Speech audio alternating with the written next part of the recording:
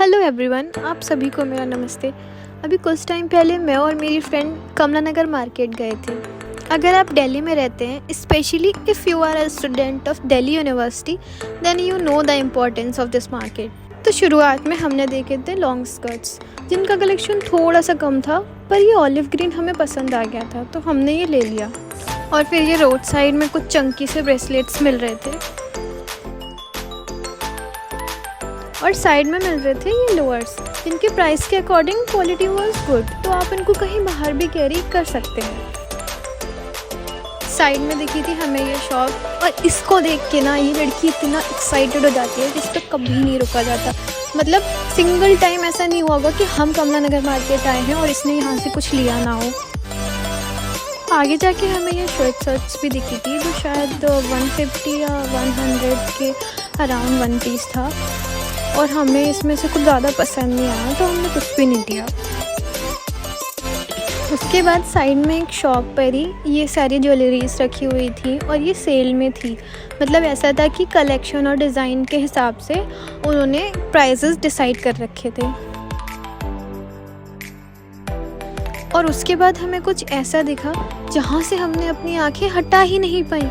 Literally इतने सुंदर सुंदर से इयररिंग्स थे ना। मतलब मैं कमला नगर फ्रिक्वेंटली आती रहती हूँ, पर मुझे ऐसे जनरली इयररिंग्स नहीं दिखते हैं। दे वर so beautiful.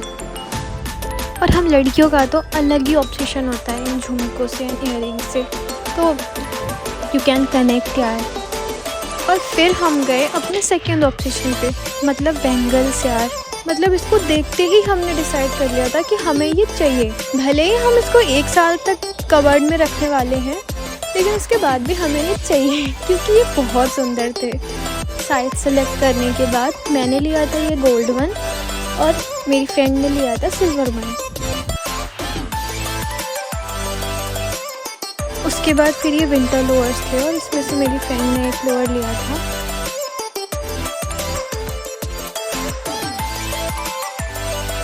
And look at this, Diwali के इतने टाइम बाद भी इन लोगों ने इतने प्यारे तरीके से इस मार्केट को सजा रखा है। और फिर हम शॉपिंग करते करते काफ़ी थक चुके थे, तो हमने सोचा कुछ फ़न किया जाए। तो साइड में एक ये भैया खड़े थे, जिनके पास ऐसे सिंचेन और इस टाइप के काफ़ी सारे की रिंग्स थे।